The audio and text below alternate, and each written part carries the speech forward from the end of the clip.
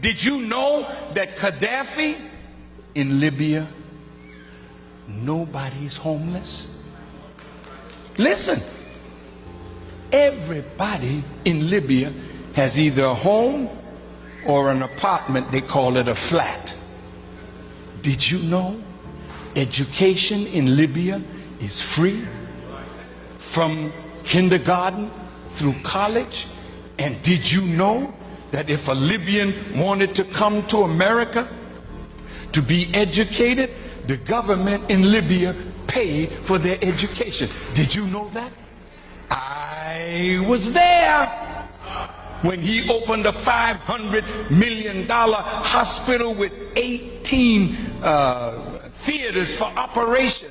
I was there, and we went when he was making their own medicines. See, this was a man that gave free medical attention to all the citizens of Libya. And if Libya did not offer that kind of medical attention, they could fly anywhere in the world and get it, and the Libyan government would pay for it. Did you know that? No, you didn't.